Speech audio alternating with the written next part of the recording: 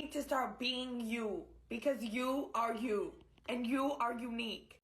Okay, crazy thing is, I was having a discussion like this on Facebook. It was shared by somebody that I follow, right?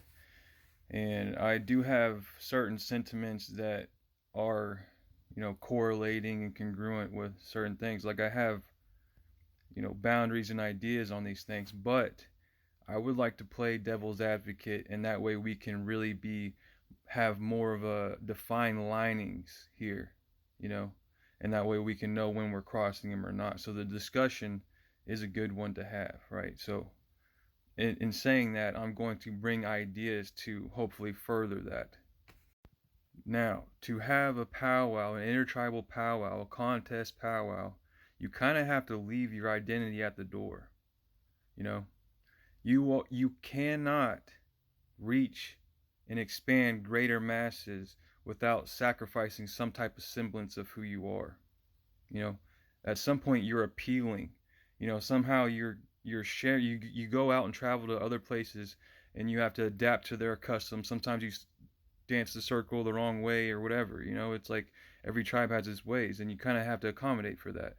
But somehow when we go and we're going to share our style, but then when people want to try to emulate that, it's wrong. You know, if it was all traditional and everything, then that wouldn't even ever happen. You can't be the it girl and not have everybody try to be like you. You see what I'm saying? It's like, oh, dance your style until it's too much. Then you gotta dance like everybody else, but don't steal my moves. you know. And in that Facebook post, they were talking about how everything's becoming contemporary, right? And in my mind, is the idea of a contest powwow not contemporary? You see what I'm saying? Like, as soon as you make something a competition, it has no choice but to grow. It's either grow or die. And people get the wrong concept of contemporary. That just means of the time.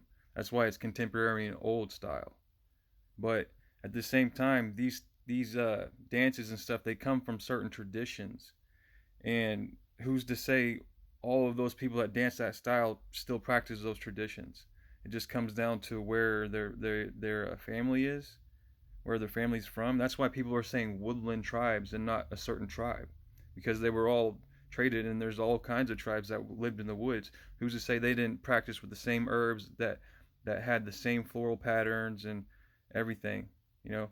And your grandma had strawberries on her dress because she grew strawberries. Are you growing strawberries, bro? Are you practicing with these medicines like that? Because if not, then how is that not contemporary? You know? And it's like old style jingle versus new style jingle. It's still jingle, you know? Just because your tribe made baskets with willow and somebody else makes a basket with, birch, are they both not baskets? Do they both not serve the same purpose? But because you think you originated the basket, it's yours. Like, did both of the fancy dances not evolve out of traditional dances? So at some point somebody had to do something different, put themselves out there and be ridiculed and called contemporary, and then now it's some of the most popular dances that we have. you know it's like there's only one way with these things, and we do have to figure out how to navigate these modern times while still holding on to and respecting our ancestors in this way. Because to me, the indigenous way is to adapt to your surroundings. That is the way. And I do understand that certain practices and certain, ceremonies can be used in the wrong way, and they should be upheld to certain standards. I totally understand that. But if we're talking about a money powwow, you know, it's kind of hard to make that argument. Like, to really fly, you kind of have to let go of something, you know? Like, these styles don't become a new thing by not dying off somehow.